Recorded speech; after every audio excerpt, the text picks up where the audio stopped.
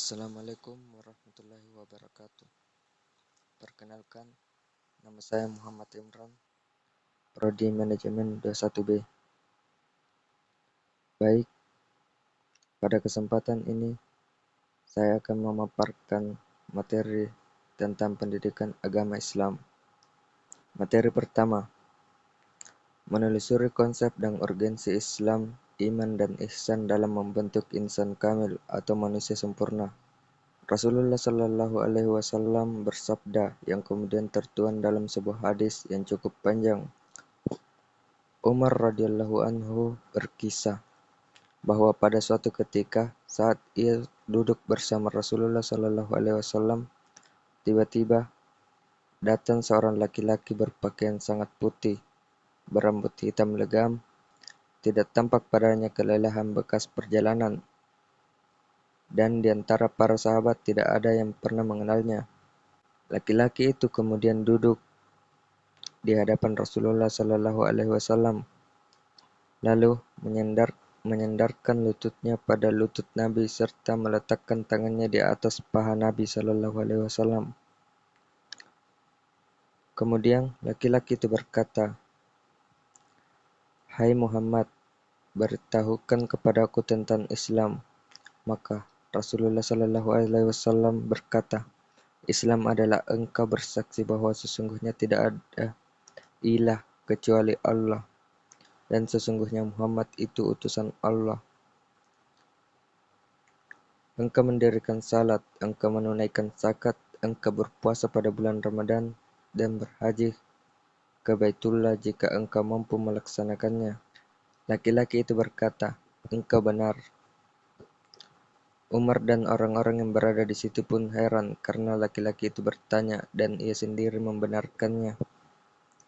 Kemudian laki-laki itu berkata lagi, "Beritahu aku tentang iman." Nabi Shallallahu Alaihi Wasallam menjawab, "Engkau beriman kepada Allah dan malaikatnya dan kitab-kitabnya dan rasul-rasulnya dan hari akhir, dan engkau beriman pada qadar." Laki-laki itu kembali membenarkan. Materi kedua, pengertian Al-Quran. Al-Quran adalah sumber kemuliaan, maka siapapun yang menjadikan Al-Quran sebagai panduan hidup, tidak ada yang akan dia dapatkan selain kemuliaan. Quran Surat An-Nabiya. Namun, bagi siapapun yang berpaling dari tuntutan Al-Quran, maka Allah akan memberikan kesempitan dalam hidupnya. Quran Surat Toha. Oleh karena itu, ada 4 keuntungan yang akan kita peroleh bila berinteraksi dengan Al-Quran. Pertama, melahirkan jiwa yang sabar. Banyak kisah tentang cobaan berat yang menimpa para pejuang Islam. Materi ketiga, pengertian muamalah dalam Islam.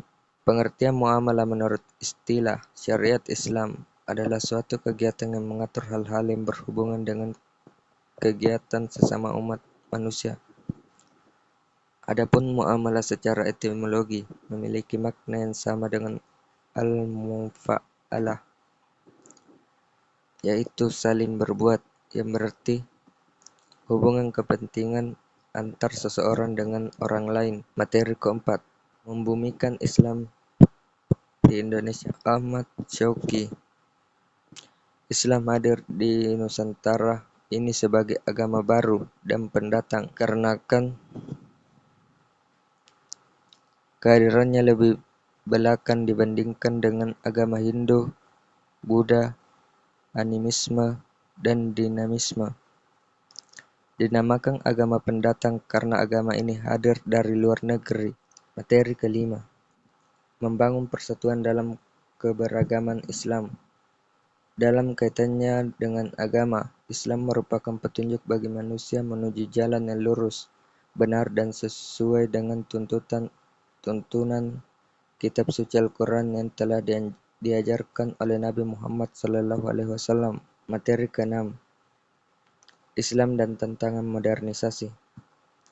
Al-Quran mendidik manusia agar mengaktualisasikan, mengamalkan kemampuan dan ilmu yang dipunyai. Selalu disebutkan dua kata dalam satu konteks, yaitu amanu, berimanlah, amilu al-salihat, amal yang baik.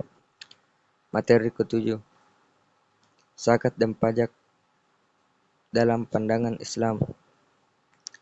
Zakat merupakan manifestasi ketaatan umat terhadap perintah Allah Subhanahu wa taala dan Rasulullah sallallahu alaihi wasallam. Sedangkan pajak merupakan ketaatan seorang warga negara kepada pemimpinnya. Zakat telah ditentukan kadarnya di dalam Al-Quran dan hadis, sedangkan pajak dibentuk oleh hukum negara.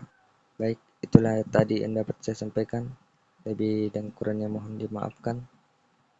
Wassalamualaikum warahmatullahi wabarakatuh.